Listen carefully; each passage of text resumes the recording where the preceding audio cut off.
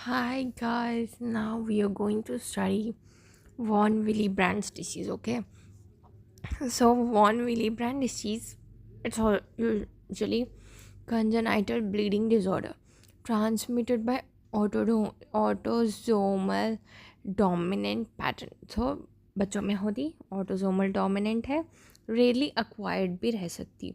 So mostly congenital है, rarely acquired है. Etiology क्या है बोले तो वॉन विली ब्रांड डिसीज़ जो है deficient of von Willie brand factors की वजह से होती. कंजेनाइटल है, ऑटोसोमल डोमिनेंट है और चिल्ड्रन में होती. तो deficient of von Willie brand factor von Willie brand disease.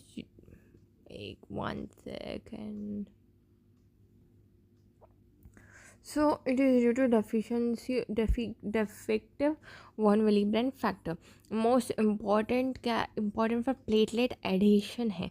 तो ये फैक्टर प्लेटलेट एडिशन टू सबएंडोथीलियम के लिए है, synthesized by megakaryocytes and endothelial cells. तो the gene von Willebrand factor is located on chromosome 12. तो क्या है डेफिशिएंट ये वॉन विली ब्रांड डिसीज़ में factor von Willie brand factor deficient है. ये प्लेटलेट एडिशन टू सबएंडोथीलियम के लिए इम्पॉर्टेंट है. प्लेटलेट आके सब एंडोथीलियम को चिपक जा रहे तो उसलिए वो फैक्टर इम्पॉर्टेंट है. सिंथेसाइज कौन कर रहा है? मेगा कैरियोसाइट्स, बड़े वाले सेल्स एंड एंडोथीलियल सेल्स. तो बड़े वाले cells megakaryocytes and endothelial cell. Gene for von Willebrand factor is located on chromosome 12. तो क्या है इम्पॉर्टेंट प्लेटलेट्स आके एंडोथीलियम को चिपकने के लिए यूज़फुल हो रहे बड़े सेल्स और एंडोथीलियल्स. सो फैक्टर्स आके कैरियर को चिपक जा रहे. सो वो gene for von Willie brand disease जो है लोकेटेड है क्रोमोसोम 12 पे.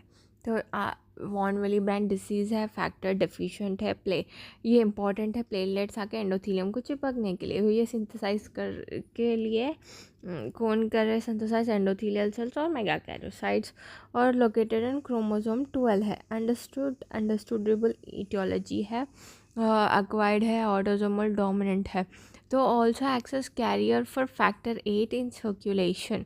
तो ये क्या कर रहे ये चिपकने के लिए भी काम कर रहे और carrier for factor 8 in circulation के लिए भी यूज़ कर रहे और increasing the half life of factor 8. Half life भी बढ़ा दे. Hence von Willie brand disease there में भी secondary coagulation disturbances due to decrease levels of factor 8. तो इसमें ये देर में भी सेकेंडरी कोगुलेशन डिस्टर्बेंस भी रहता due to decrease levels of factor 8. Clinical features क्या है? मैन में होते, वेमेन में भी होते. केसेस माइल्ड है, पेशेंट प्रेजेंस म्यूको. तो मैन में भी होते, वेमेन में भी होते. केसेस माइल्ड है, पेशेंट प्रेजेंट करता म्यूकोजल ब्लीडिंग के साथ, एपिस्टासिस, जिंजीवल ब्लीडिंग और मेनोरेजिया. तो ब्लीडिंग हो रही बेसिकली नाक में से भी, गम्स में से भी और मेनोरेजिया पेनफुल ब्लीड ये रहती है. और इट्स तो बेसिकली ब्लीडिंग हो रहा, प्लेटलेट्स को एडिशन नहीं हो रहा, फैक्टर 8 का भी कुछ प्रॉब्लम है, कैरियर है और फैक्टर 8 की हाफ लाइफ भी बढ़ाता अच्छा से. तो patients come in may come to attention because of excessive bleeding during. तो पेशेंट कब आता नोटिस में? During surgical incision. Where is that? हाँ, come to attention because excessive bleeding after surgical incision दी है या फिर डेंटल एक्सट्रैक्शन के जैसे ब्लीडिंग टेंडेंसी बढ़ जाती एग्जैजरबेटेड बाय एस्पिरिन से. तो अटेंशन आ रहे फिर सर्जिकल इंसिशन से, डेंटल एक्सट्रैक्शन से, ब्लीडिंग टेंडेंसी है एस्पिरिन से. Characteristically bleeding decreases during pregnancy और ईस्ट्रोजन यूज़. तो इसमें क्या है? ब्लीडिंग डिजॉर्डर्स है most com irrespective of both. Mucosal bleeding हो रही, जिंजिवल ब्लीडिंग मोस्टली गम से हो रही और मेनोरेजिया भी हो रहा. Nose, mouth, gingival okay, mucosal bleeding basically. Some patient come to attention excessive bleeding हो रही सर्जिकल इंसिशन या एक्सीडेंटल एक्सट्रैक्शन के जैसे एस्प्रिन यूज़ करे तो ज़्यादा बढ़ जा रही.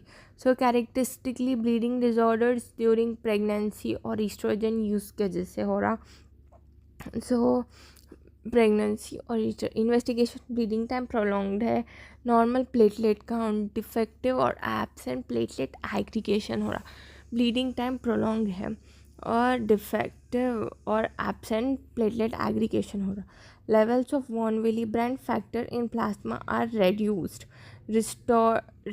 Ristocetin cofactor test is more specific and shows decreased biological activity of von Willebrand factor. Bleeding time prolonged है, प्लेटलेट नॉर्मल है, डिफेक्टिव और एब्सेंट प्लेटलेट एग्रीगेशन है. वॉन विलीब्रैंड फैक्टर कम हो गया पूरा. तो ristocetin cofactor most specific shows decreased biological activity of von Willebrand factor. Management में since bleeding time is mild no treatment. Desmopressin acetate DDAVP can increase von Willebrand factor levels by 2 to 3 fold by releasing stored von Willebrand factor from endothelial cell. Can be given before surgery or dental procedure. Antifibrinolytic agent epsilon aminocaproic acid, ESCA, we were studying somewhere ESCA, is useful as adjuvant therapy during dental procedure. Desmopressin acetate, mostly no treatment. Epsilon aminocaproic acid, antifibrinolytic agent. तो desmopressin acetate and epsilon aminocaproic acid. So basically we remember von Willebrand factor congenital है, बच्चों में होता mostly और acquired भी हो सकता, autosomal dominant भी है. और अपन क्या पढ़े थे, और इटियोलॉजी में मेल फीमेल को भी हो सकता, क्रोमोसोम 12 पे भी रह सकता, और एंडो प्लेटलेट एडिशन के लिए काम करता, फैक्टर 8 के लिए भी इम्पोर्टेंट है, उसकी हाफ लाइफ भी बढ़ा सकता. और क्लिनिकल फीचर में मैन वेमेन में कॉमन है. और ब्लीडिंग और क्लिनिकल फीचर में ब्लीडिंग, म्यूकोजल ब्लीडिंग हो रही, जिंजीवल ब्लीडिंग हो रही, और क्या म्यूकोज डेंटल टूथ एक्सट्रैक्शन के पास भी हो रही, मेनोरेजिया हो रहा, और टूथ एक्सट्रैक्शन और ब्लीडिंग वाइल सर्जिकल इंसिजन और डेंटल प्रोसीजर्स के टाइम पे रहता. ये क्लिनिकल फीचर्स है. इन्वेस्टिगेशन ब्लीडिंग टाइम प्रोलॉन्ग्ड है और प्लेटलेट डिफेक्टिव है, और वॉन विलीब्रैंड फैक्टर प्लाज्मा में कम हो गया. तो von Willebrand factor, Ristotin cofactor test, most factor. I don't know if we can see this von Willebrand disease patient ever. I don't know. Ristotin cofactor, bleeding time mild है, no treatment. तो DDAVP, desmopressin acetate और epsilon aminocaproic acid, ESCA और DDAVP ये देना है. खत्म. We learned. Investigation थोड़े दिमाग ख़राब है, but we need to remember. Bleeding time, platelet count, हाँ I studied it but forgot. Von Willebrand factor levels no इसमें रेड्यूस्ड है. Ristocetin cofactor more specific है, डिक्रीज बायोलॉजिकल एक्टिविटी है. So that's it. Simple cute short answer. I hope I can remember till 7 months hopefully.